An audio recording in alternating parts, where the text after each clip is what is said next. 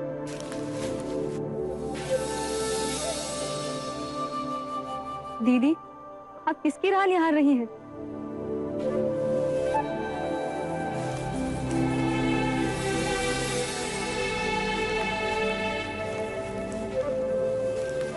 आप उस जोगी की राह ताक रही हैं ना? 3 दिन से बाहर ही नहीं आए। ऐसे शरीर को दुख देंगे तो उनका स्वास्थ्य बिगड़ जाएगा। कोई तो हो जो इस समय उनकी सेवा करे। इस घने जंगल को पार कर हमारे गांव की तरफ कौन आएगा? हे भगवान, तुझे पाने के लिए जो इतना कठोर तप कर रहे हैं, उनकी देख रेख का भार भी तेरे ऊपर है। कोई तो हो जो उनको संभाले।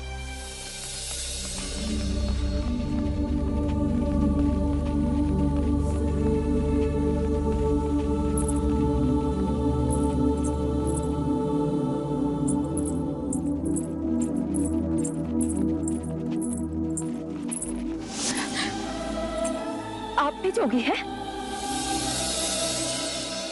इतने घने जंगल को पार करके आप हमारे गांव में क्यों आए? मैं और मेरे 4 साथी किसी को ढूंढ रहे हैं।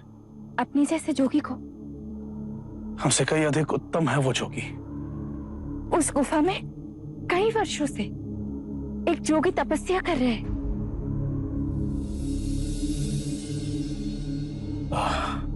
उस जोगी की आयु लगभग 30 बरस है। हाँ, लंबा कद, कमल के जैसे नेत्र, शांत, सुंदर। उनका नाम? सिद्धार्थ। वही दिव्य सिद्धार्थ जिसे ढूंढते हम जाने कहां भटक गए थे। आपका धन्यवाद। आपका भी धन्यवाद। मैंने अभी भगवान से मांगा कि उनकी देखरेख के लिए किसी को भेज दे, और देखो आप आ गए। उस गुफा से वो नदी की ओर प्रातः आते, नहाकर 3 चुल्लू पानी पीते, फिर कोई एक पका फल खाते। 3 दिन से वो बाहर ही नहीं आए। मैं उनके लिए बहुत चिंतित थी। इतना कठोर तप कर रहे, कहीं उनका स्वास्थ्य बिगड़ा तो। लेकिन अब आप आ गए। जोगी बाबा, तनिक रुके। आप उन्हें ये फल दे देंगे? अवश्य।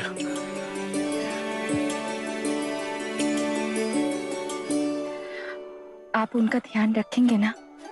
हम उनके शिष्य बनने आए हैं, उन पर कोई विपत्ति नहीं आने देंगे।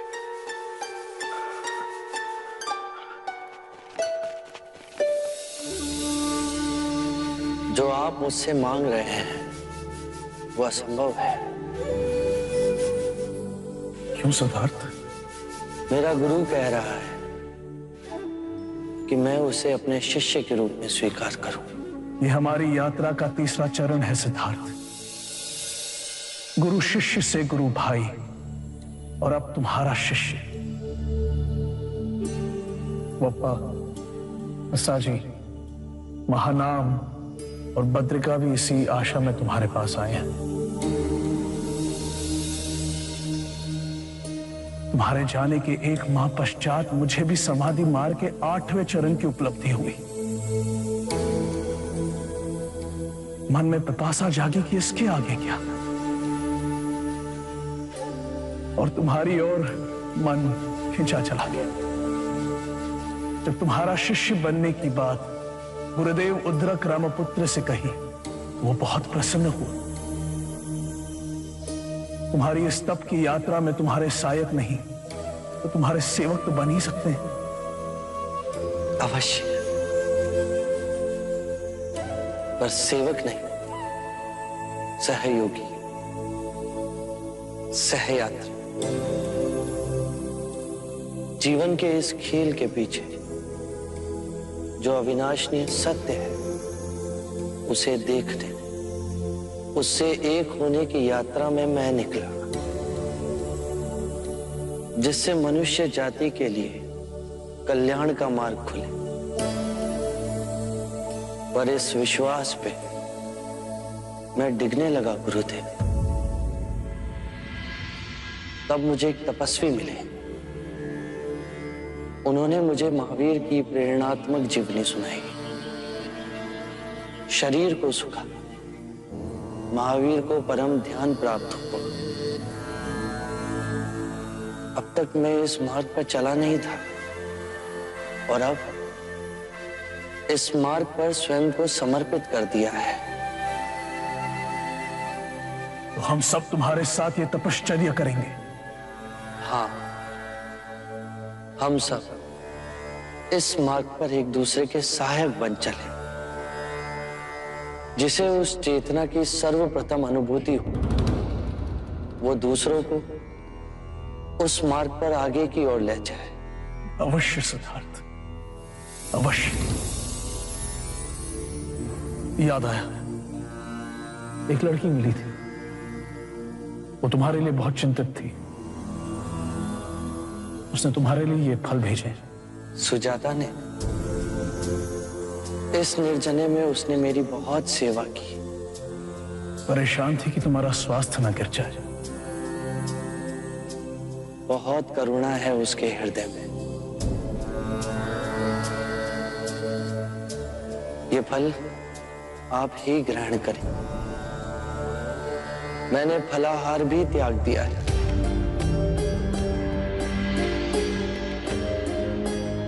तो सिद्धार्थ, अब मैं केवल जल ग्रहण करता हूं। सत्य कथा,